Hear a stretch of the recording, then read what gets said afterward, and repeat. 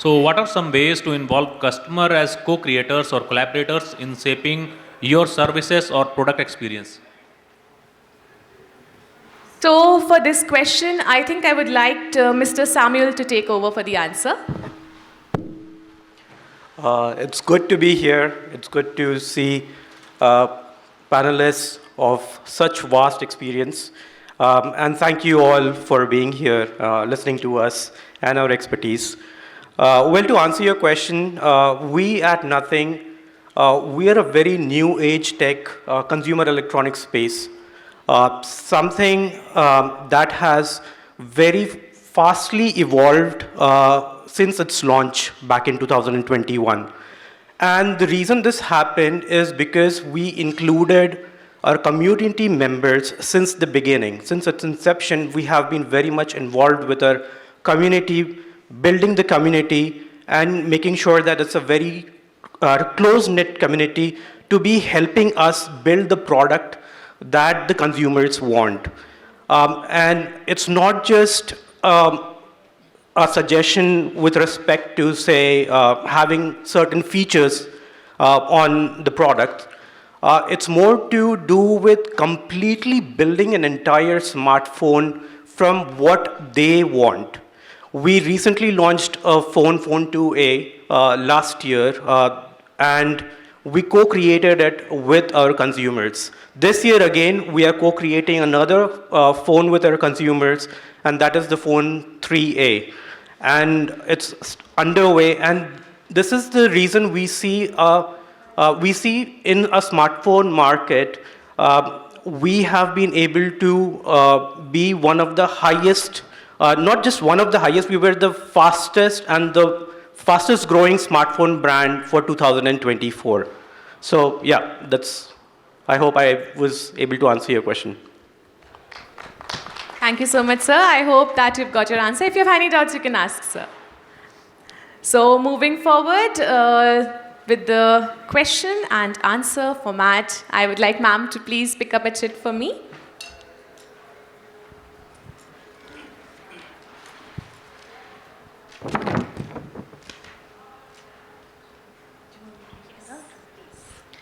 What key metrics help access customer centricity, and how can organizations communicate the value of CX initiatives to stakeholders while driving continuous improvement through feedback and data insights? So for this question, I would like Ms. Sumitra to take over with the answer.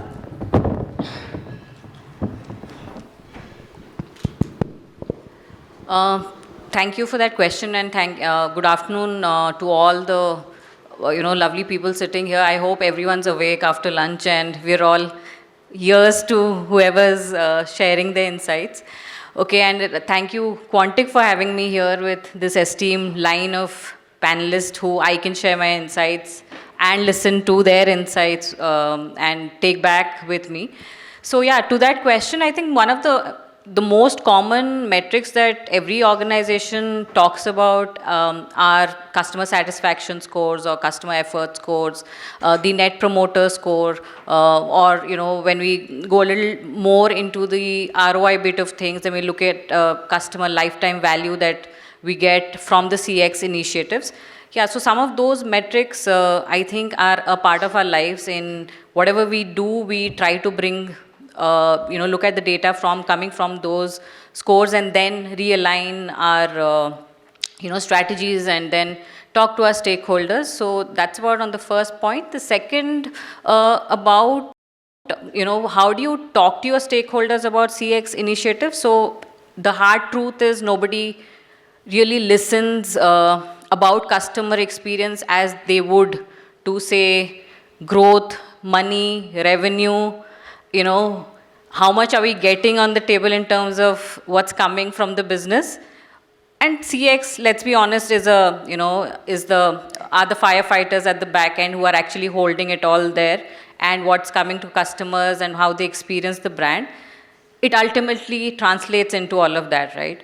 So when it comes to stakeholders, you have to bring in that value, and that comes from the metrics that we follow, the data that comes to us, and the source of truth is the voice of customers across channels, be it call center, be it your grievances that are coming, the NPS survey. But I personally don't like to just stick to just that one question which says that would you recommend a friend or a colleague, and I just look at the numbers, say somebody's given me a 8, 7 and 9 and 10, I'm like basking in glory that okay, I have a lot of promoters on my side. But what about the people who've given you a 8 and from between 1 to 8? They're not happy, right? And how do you find out they're not happy? You deep dive, and in my experience of all these years, I have found that thematically the problem statement appears to be same across the channels when you look at the data. And it is not that difficult to go to your stakeholders and convince them when you tell them that, okay, this is the problem. Suppose a category manager is handling something, right? You tell them that this is broken, and we can see it through the metrics that you're getting from, say, the NPS or the call center, all of that, and you show him what he can get back if you fix this only by fixing the experience of what's broken. So I think aligning is very important, collaborating, talking to them, telling them that the value of CX that brings back to the business, and also having a project charter in place which talks about the milestones, how you're going to drive it, and what's ultimately the value that you're going to bring when you close that particular initiative.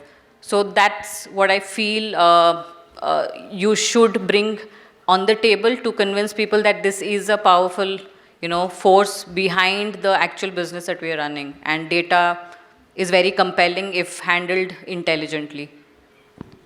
Thank you.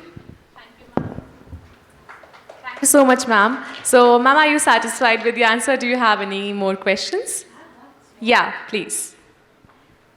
And not specifically to anyone, but in general, do you really think the NPS scores that we collect over a period of time really translates into the business, which is the question that you mentioned, that will you be recommending this brand? So does it really translate, or do we have any way of knowing it's translating or not? So maybe I can just continue because I believe in those scores, because I have seen how it has drastically moved the needle for me in my organization.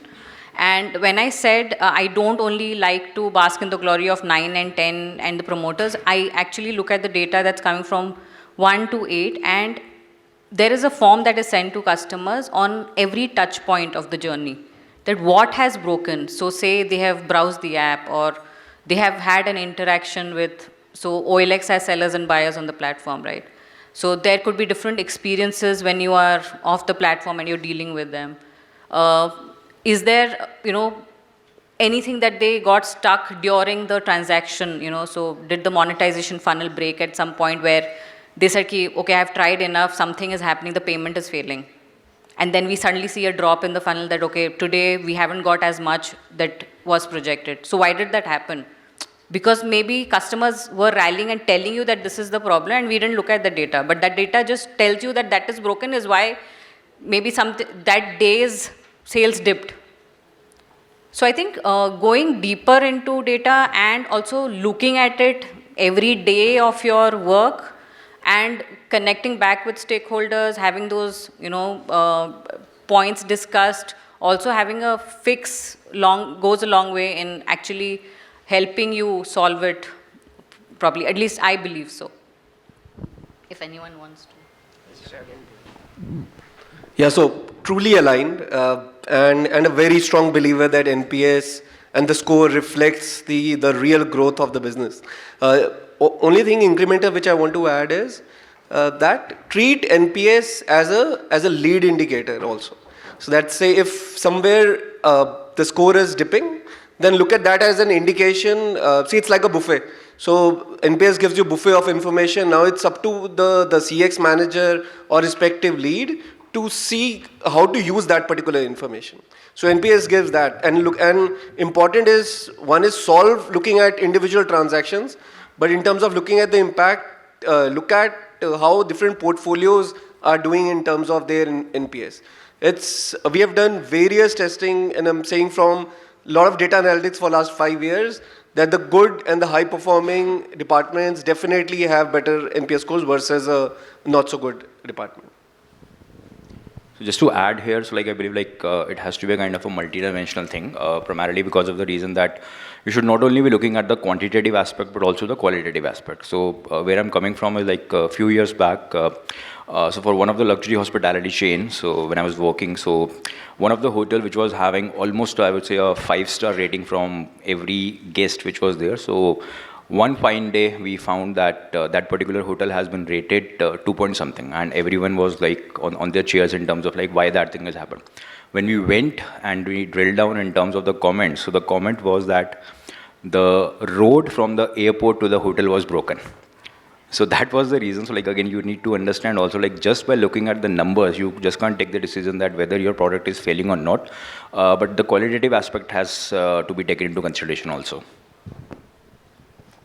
I think this subject can keep on talking about it. I'll just give you 2 points from exactly what everybody said. Right point, Sumitra, the detractors. Our passives tell you more than your promoters. That is one. And you have to go deep down on the touch point wise scores where it is dipping. Overall, maybe NPS might be at a very good, healthy. But one touch point, if it is dipping down, deep down, for example, in cinemas or in airlines, we used to go, when I give a detractor, it asks me multiple questions. Why? So if I see my food and beverage scores are dipping, I might go and find out that in North, my popcorn seasoning is not doing good. And that's the insight for the F&B department to improve.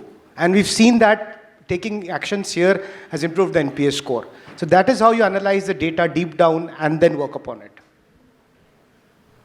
Thank you, sir, and thank you, ma'am, for the answer. I think to add that, we have to respond visibly on what the customer feedback is coming on NPS.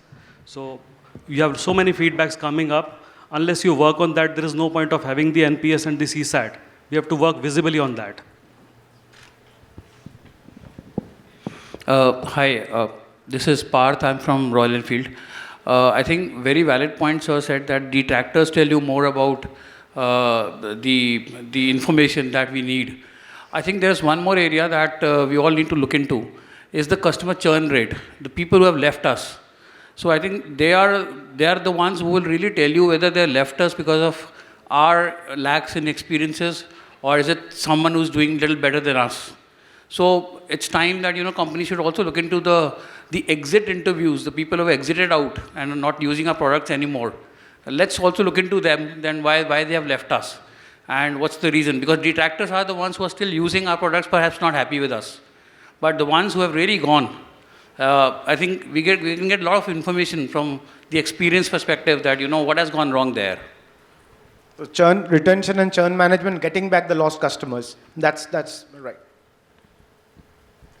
Absolutely. So moving forward with the next question, ma'am, I would like you to please pick up a chit for me and read out the question, please.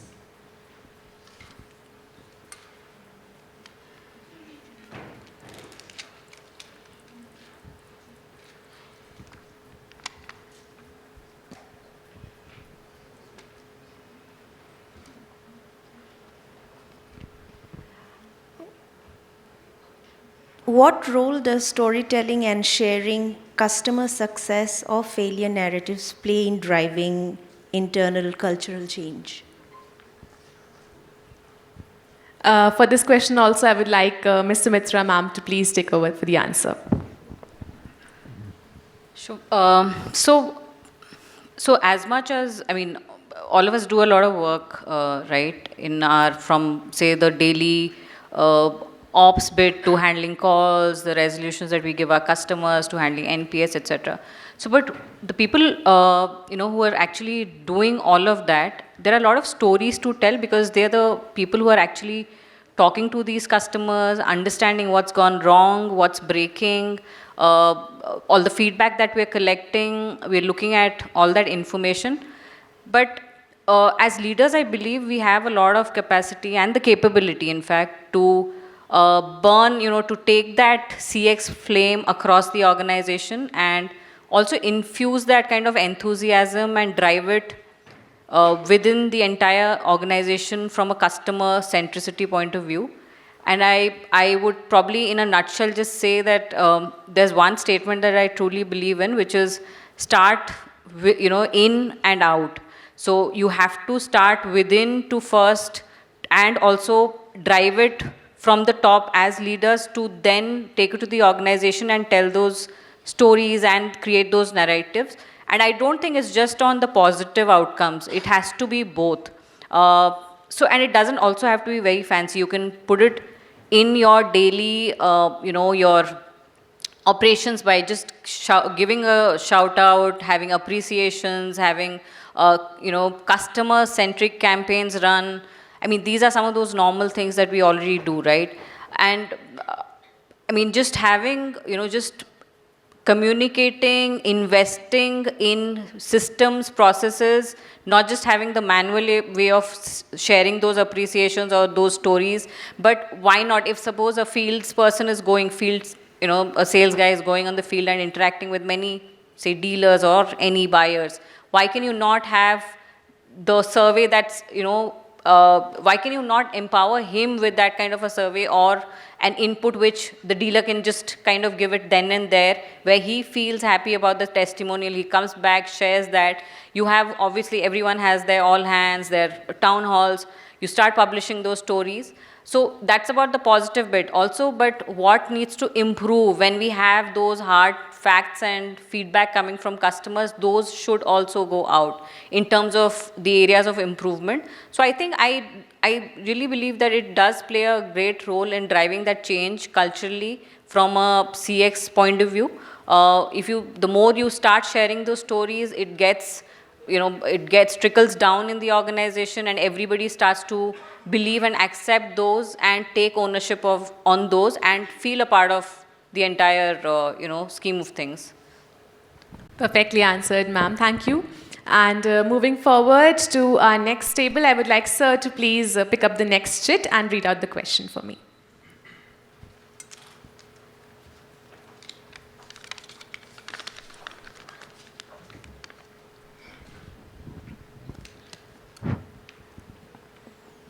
What were the key challenges faced by companies that successfully transited to a customer-centric wallet, and what strategies did they implement to overcome these challenges and achieve significant outcomes? Thank you so much. So for this question, I would like Mr. Indranil to take over for the answer. Sir, do you want me to repeat the question? Yes, please. Yeah. So what were the key challenges faced by companies that successfully transitioned to a customer-centric culture, and what strategies did they implement to overcome these challenges and achieve significant outcomes? Okay.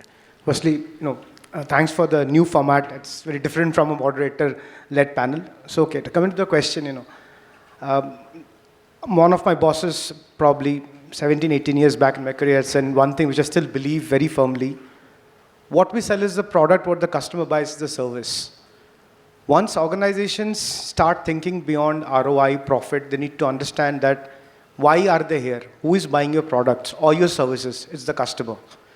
You have to have that customer first mindset to transition from a organization which only sells and does not hear the customer. That is number one. Challenges, what you have is, of course, the board. Why? Because generally CX service is considered a cost center. It's not a profit center. Why do we spend? If we're talking about the customer, we need some new technologies, new things, new initiatives. Why do we want to spend? We'd rather spend on marketing, sales, promotions, etc., etc. So once you have those use cases ready, we are ready to face the board or the leaders with the examples of organizations that, what your customer says, what NPS being a part of that, brings value to organization. Today, it's not only CX, marketing who's the brand holder for ORM, it's CX as well. You sell the product, it goes bad, customer goes on LinkedIn, social media, everywhere, leadership, your brand is gone. So the board needs to understand that, CX is the most important thing. Once you cross that hurdle, the second would be choosing the right kind of solutions for your customers.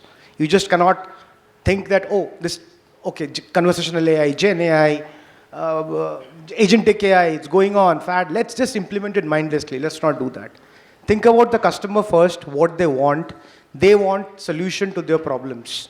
That is right CX. All etc. It's fancy. He has a problem, he comes to you, you understand his problem, give him solve in record time. You have the technology in place, you've convinced the board, got the solutions in place, and then the strategy, how to implement it, and that's the way you have to move to a customer-centric organization. Thank you so much, sir. I think this answer was in itself a complete for the question. Moving forward with the next question, I would like sir to please pick up at it and read out the question.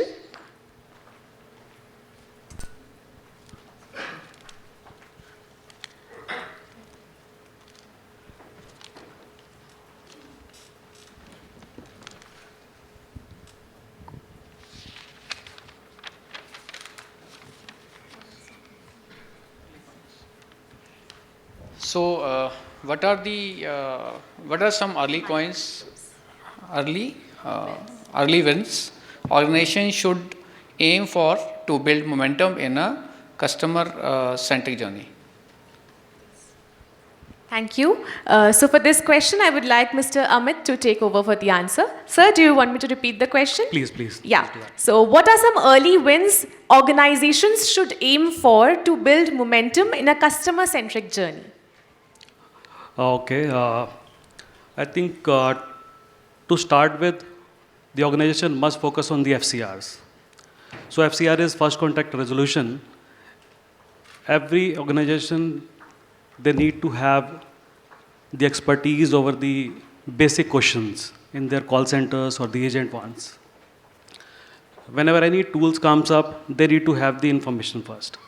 So once you have the FCR in place, that too with the kind of state-of-the-art systems available with us, technology available with us, your customer will start getting the information on the right time. Second, you need to start interaction with the newer channels like WhatsApp, SMS, emails. Customer wants speed. The resolution has to be faster. They love the speed. Once you start adopting the channels, the customer will feel the connect because they're also connecting over these channels. Since it's a digital era, we have to adopt these channels. Third one is the real-time feedback process. We have seen a couple of companies like Agrawal Packers and Movers. They worked a lot on the feedbacks and they built this company we can see at this level at this point of time. One of the smallest example, they got one feedback that one of the small temple was broken at the time of logistics. So they worked very specifically on that, customer-centric approach. And we all rely on that for the logistics. I'm sure you all must have experienced once in a while to have their services. And we should have simple tools available for the self-services. If they are available, customer can access the FAQs. And the common question which comes up, maybe you can provide them the voice bots, some kind of solutions which are easily available. And they can access this information from anywhere and instantly as well. Last but not the least, we should start celebrating internally inside the organization the FCRs. For example, FCR went up to 20%. That encourages your agents about the kind of work they're doing. And this helps the CXOs to take the decisions basis the kind of inputs which are coming. That's it. Thank you. Thank you so much, sir, for the answer. Moving forward, the next bit, I believe I myself want to pick it up. So let me check the question.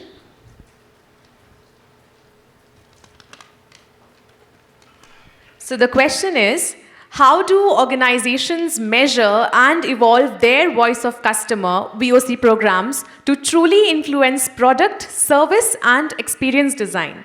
And for this, I would like Mr. Gagandeep to please take over the answer. Thank you. Standard disclaimer first, the views I express are my personal views. I don't represent my organization in terms of my views. To answer the question, I think before we get into the mode of customer listening, getting into VOC, it's very important to see at what stage of maturity your organization is and the entire customer listening program is. Are we starting it right now? So if it's at an initial stage, the recommendation is start with very simple listening tools. First decision is that which of the methodology you want to pick. It can be NPS, it can be CSAT, it can be the 5-star rating or a mix of both. But have very clear strategy that we want to go for this particular metric, and recommendation is never change it in the lifetime of organization. So after deciding the metric, put in simple listening mechanisms at different episodes. Again, depending on the scale, depending on the capacity of the organization. There are ways that if there are 30 different moments of truth of the organization, put a mechanism to capture those customer listening tools across those 30 episodes, and then use that data to see and then report simple metrics. I'm just talking of initial stage of maturity. This in 6 months or 9 months cycle in this gives the entire organization a flavor of what customer listening is. What is the value which is coming out of it? After spending that initial time, then move to a high maturity phase, which is about using data analytics, deep customer insights which are coming out of these VOCs, have a mechanism of close looping that feedback, that what customers are saying, I need to give that feedback back to our upstream processes or go back to the customer and do a service recovery. And there are different views and debates on this, that why to lose customer for 6 months and start it after 6 months. Again, depends on, so if it's something like a hotel which is high engagement and on luxury segment, you can't do that. But a very transactional process where there is a startup where you are starting some of these activities, that's over there you can do that. So once deciding some of these things, putting in a feedback loop mechanism, then doing projects to improve some of those metrics over a period of time. That's the second phase. And the third and the final phase is predicting that what are my metrics, what are my lead indicators that impact the NPS or the satisfaction scores which are coming up. And taking those inputs back to the product team or to the service design team and improving their process. So a short answer or a quick answer will be low, medium, high maturity. Start with simple steps, get a flavor of what that is, and then move to a high maturity phase where now you can do a lot of testing and see what needs to be dropped off and what needs to be taken care of. Thank you so much, sir. Yes, we can have a round of applause as well for the answer. Now I would like someone from the back to pick up a chit for me. Who would like to volunteer? Okay, please.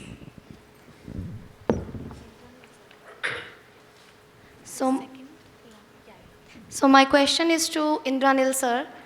So how can we foster a culture of customer obsession into our organization? Customer obsession is something which comes inborn in organization. And in my 22 years of experience in working with various organizations in telecom, electronics, aviation, and hospitality, I've seen organizations die. Lot of organizations still today we've heard of in India and telecom and other companies, they've just exited the company because they're not customer-centric. So, and there are organizations who are excessively customer obsessive. And that might be in an organization, might be in an MNC. I'll talk about, let's say, something about a company called Samsung that I worked in. VOC, this question was asked before. Samsung was obsessed about VOC. They were to get everywhere the customer feedback is to be taken, analyzed, and then move on, and products were dropped or launched basis VOC. That's how obsessive customer organizations are. And that's how we should move on. Coming to, again, like, this is my personal views. Organizations do a lot of things saying in the name of customer centricity, NPS, CSAT, but do they leverage it actually? How do you actually leverage these tools to understand what the customer wants and then design your entire strategy around it? So, and the devil lies in the details. Once you are capturing the customer's details, let's say you fill up CSAT, NPS, you see the scores, great, great, bad, bad, etc.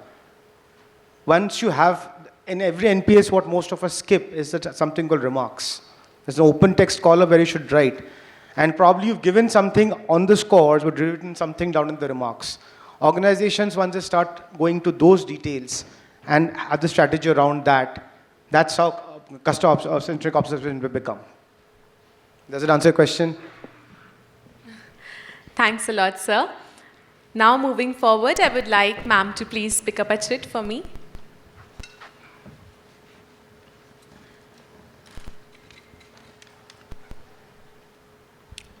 Hi, quick introduction. My name is Ankita. I'm from Zendesk, so I'll just go ahead and read it out. Can you share an example of a customer insight that led to a product or service innovation and gave you a competitive edge? Thank you. Thank you so much. So for this question, I would like Mr. Samuel to please take over for the answer. Thank you for the question.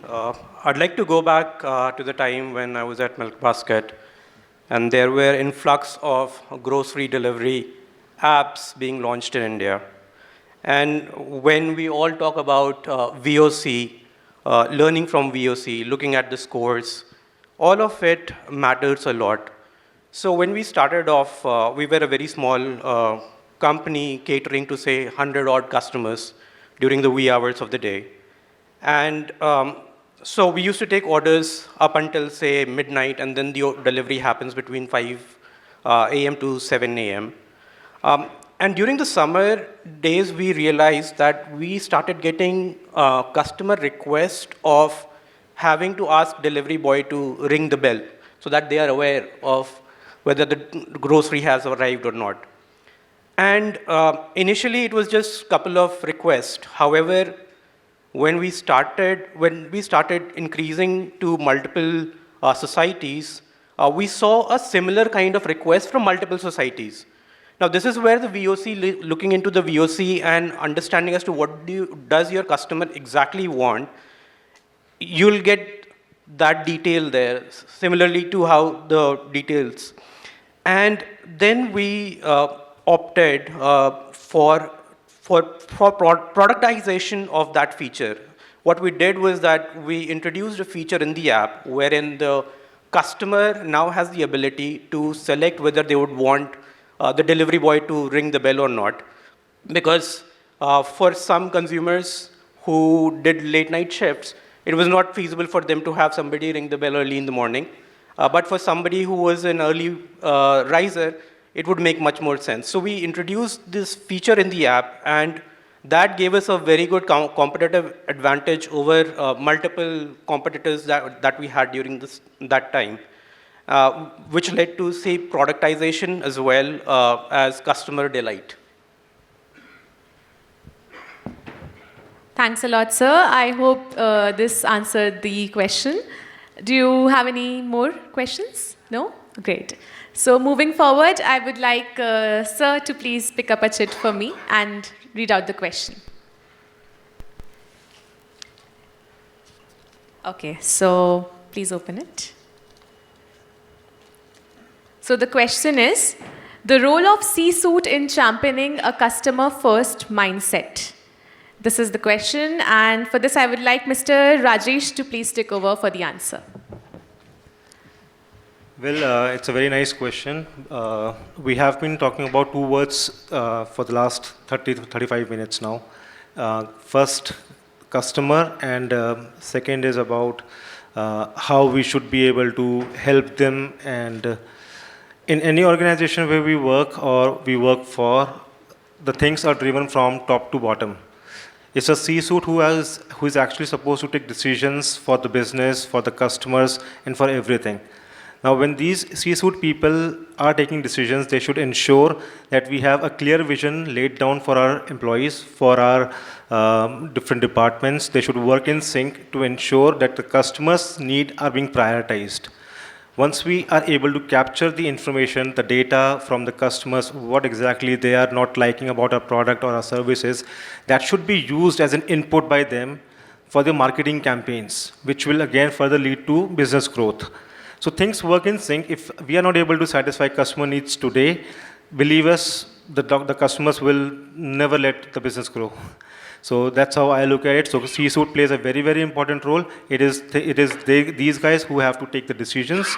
So that's it.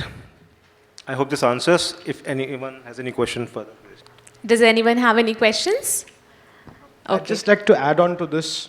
Yeah, This is please. a small example from my current organization. Mr. Ajay Bijli is the head of, managing director of PVR. And there was, I remember, an email sent by a customer with a feedback about certain disability features inside a cinema. That he was in a wheelchair and he could not access that cinema. For a certain reason, he wrote a mail to him. I still remember his email. He said, I don't care how, talk to the mall, talk to anybody. Get that cinema wheelchair access done at any cost. And it was done within the next probably 2 weeks it was done, and we told the customer that he can go and visit this cinema with his wheelchair. So that's how the importance from top, when they hear to the customer and take decisions like that, influence a lot to the bottom line as well to work for customers. Thank you, sir, for the answer. Yes, we can have a round of applause. Every one of them is answering the questions so nicely, and they're actually completing all the doubts that all of you might be having. So moving forward for the next question, I would like Ms. Ashwini to please pick up a chit for me and read out the question.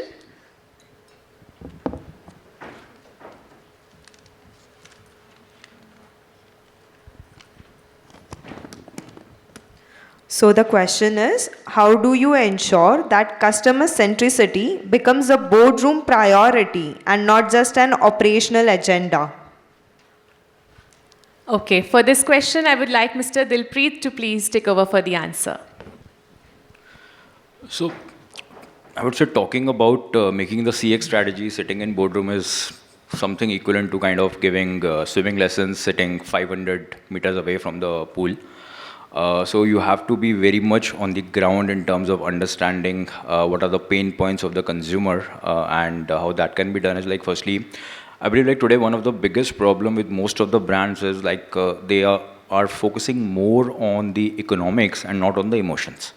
So if you are able to kind of make a balance between the emotions and the economics, I believe like the problem will be solved. Starting with kind of, I would say, understanding the pain points your consumers are having in terms of kind of having a mechanism to have all the feedback in place to understand where your product or your services are lacking, what you can do to kind of give the wow customer experience to your consumers. That is one. Second is like in terms of the KPIs or in terms of the success of, I would say the measure of success which would be there. So like that has to be both qualitative and quantitative. So like talking about some of the quantitative aspect, like in terms of your repeat rate, your churn rate, your frequency, which would be there. So that is one factor. But if you're able to kind of also get a taste of the qualitative aspect in terms of whether you are able to kind of reduce the customer complaints, that is one, your NPS is going up or not, your CSAT is going up or not, more and more referrals are coming or not. So I believe like it is very easy to kind of acquire a customer, but it is very difficult to retain the customer, because like marketing will bring the customer, but only the experience would be there which would make the customer retain to your brand. So these are some of the things which really matters, and like also the thing is like I think everything flows from top to bottom. So unless and until the top management is not convinced and they are not kind of taking that effort in terms of making the customer centricity as a core value of the organization, things would be very difficult to implement. Thanks a lot, sir. Yes, please have a round of applause.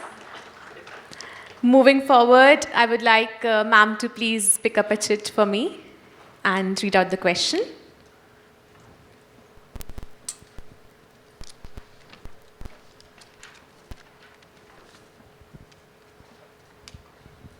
Okay, the question is, how can data privacy and ethical use of customer data be ensured while still delivering personalized experience at scale?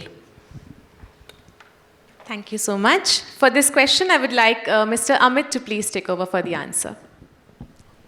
Can you repeat the question, please, once again? So it's, how can data privacy and ethical use of customer data be ensured while still delivering personalized experiences at scale? Thank you so much. Personalization these days became very necessary. Everyone likes to have a personalized message. But at the same time, we do have the fear of being data stolen. So we have seen a couple of instances wherein the data was stolen. Couple of companies we already, we keep on hearing in the news. So first thing first, we have to start working with the companies who have the data privacy norms as very secured. They do have the ISO 27001, GDPR compliant, the DPDTC compliant, and the DISHA compliant. So by doing so, you will make sure that whosoever you're working with are securing your data. Because the data is in their control because they're third party. You'll keep on blaming that they might have leaked it, but eventually this is your brand, your responsibility to secure the data. At the same time, the personalization became very important. Everyone, again, I'm repeating the word, we like to have the personalized message. But when the message comes up, we do have a question stating why my details were compromised maybe. So the first thing, we need to have a clear consent policy which is being made by the government. Consent for what? Whether it was for SMS, WhatsApp, and about which message. So when you get something, you should be aware. I mean, the customer must be aware that what you have opted for and what you are getting. So there should not be any breach of trust on that.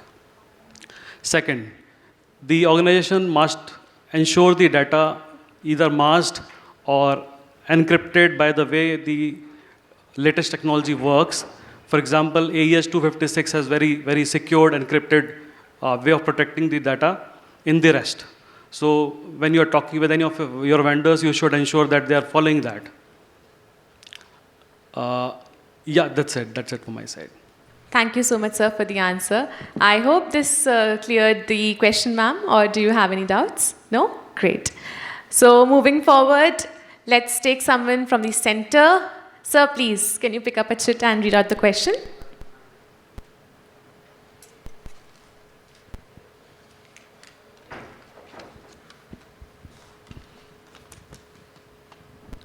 How can a customer-centric organization leverage innovation and agility to quickly adapt to changing customers' needs and stay ahead in a competitive market? Thank you, sir. So for this question, I want Mr. Indranil to please take over for the answer. Can you repeat that once? Sir, would you like to? Okay. So the question is, how can customer-centric organizations leverage innovation and agility to quickly adapt to changing customer needs and stay ahead in a competitive market? Thank you. I think it's pretty related to my last question, what I said. So organizations, if they don't innovate and move forward as per their customer needs, they'll become obsolete, they'll become mammoths. So we have seen examples like that in a lot in our history, of airlines and telcos going away.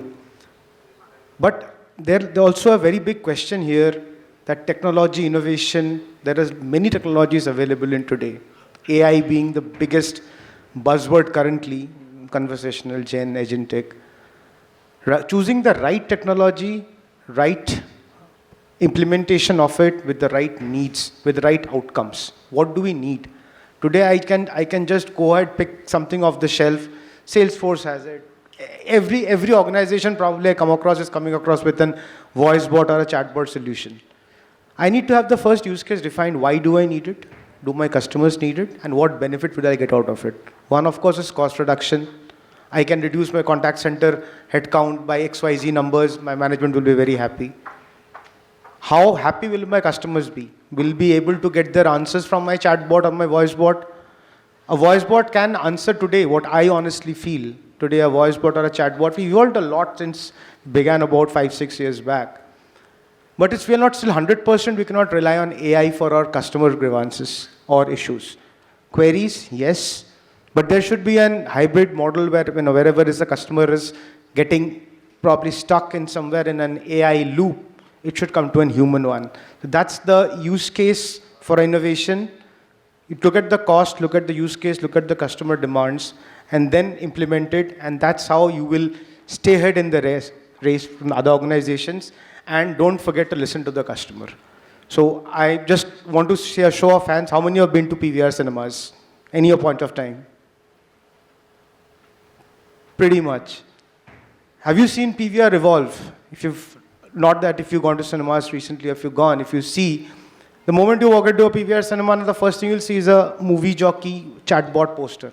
That's AI, that's innovation, which was not done. PVR is a very 25-year-old organization. Technology, cinemas are very different from innovations, but that also shows how organizations are adapting to stay ahead of it.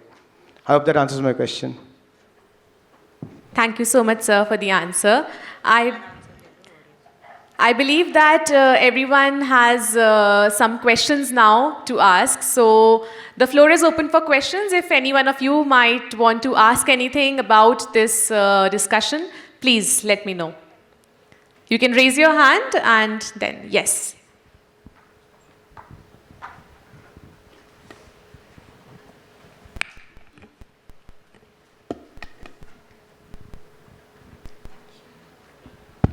Hi, good afternoon. My name is Apurva Mateja, and I am from PNB Housing Finance. I lead customer service there. We have a team inbound contact center there, and somebody was talking about FCRs. We call it FTR, first time right. Now my question is, how do we actually correctly calculate the FTRs wherein we receive hundreds and hundreds of calls in a day? And sometimes there are policies and procedures that do not allow my team members to give the solution right there and then. So what percentage would be the right percentage? What methodology would be the right methodology to calculate the FTR? How are you calculating it now? Are you doing it on a query request complaint basis or the overall calls received versus? Differently, query request different. and complaint, yeah. For example, I would say first is your repeat metric. Right? Repeat calls, okay. Repeat means 100 calls came in, 70%, 30% were repeat. So is it 70% unique who did not repeat? Are all FCRs? Might be not. Exactly. Right? Get those 70%, check if those customers came, once you analyze the data, did they get the answer or they were not satisfied, they did not call back again, call drop, might be the reasons. The right percent, I wouldn't say any percentage cannot be right metric, but probably 30 to 40% FTR is a good number to start with to see the health that, we are resolving that customer's query at one go. For me, example, a customer calls me, says, where is Kesari 2 playing and which show? The agent says, sir, it's playing in Gurgaon, Worldmark, this shows, customer goes. That's the reserve FTR for me. But he does not get the answer, he just drops the call and goes, that's not FTR for me. Thank you. I would like to add, probably it will be a little bit more in detail. So when we get calls from these customers, first of all, we have to understand that we are only looking at the unique customers. They might call us from different numbers. We might get 2 calls from the same customer from the same number. Now, once we have identified that, okay, now we are left with the unique data only. Our agents, when they use the CRM or they use the ticketing tool, they should be using some dispositions, which we should be using to analyze our data further. When we analyze this data, it will tell us whether the issue was resolved or not. A query might not get answered, but a request should always be processed. A complaint should always be either closed with a satisfaction score or a dissatisfaction number. Once we have identified, okay, the things were controllable and we have missed it out, we should fix them. And we should be aiming at increasing the first call resolution there. If a customer is coming up with an ingenuine request, you really can't help. Now, you would like to remove that number from the denominator. That will probably help you calculate the FCR better. But a complaint is generally not FCR. A complaint generally stays open for so many days for resolution. So, honestly, after it's resolved, but it cannot, honestly for me, a complaint cannot be an FCR. I just want to add a funny experience which I had around FTR. So, when you are building some of the self-service tools, what you will observe is that over a period of time that you're building self-service tools, FTR percentage is going down. And then it can happen that I was at a 90%, how come this got 60 and all hands on deck? But it's a good problem to have. So what's happening is the FTR, which was simple problems, they moved to your digital assets and the complicated queries are coming to the call center. So FTR is mostly the static questions, not the dynamic ones, wherein a customer is asking how to get the account open maybe, how to get the card activated or deactivated. So FTR works efficiently when you have static questions, not the dynamic ones, as my peers are also saying the same thing. Very well answered. So any more questions? Anyone who would like to ask something or something that have been in your mind, you have been wanting someone to tell you or know about something which is just not clear to you? No more questions? Okay, so that's it for our second panel discussion. And I really want to say that what an insightful and thought-provoking discussion this has been. And I think this format of a chit game also worked out very well for us. So this is something that can be taken, considered in our future events and panel as well. Use case for you. Great. So a big thank you to all our esteemed speakers for sharing their valuable perspectives and opinion on this topic, because I think this was something that is of utmost importance to address, as we see that with the changing era and with the changing trends in this current generation, we need to really keep up with all the dynamics and plethora of information that is coming forward. And I think all of our speakers made justice to it. So yes, a big thank you to all of them. And to mark this occasion, yes, please let's have a huge round of applause.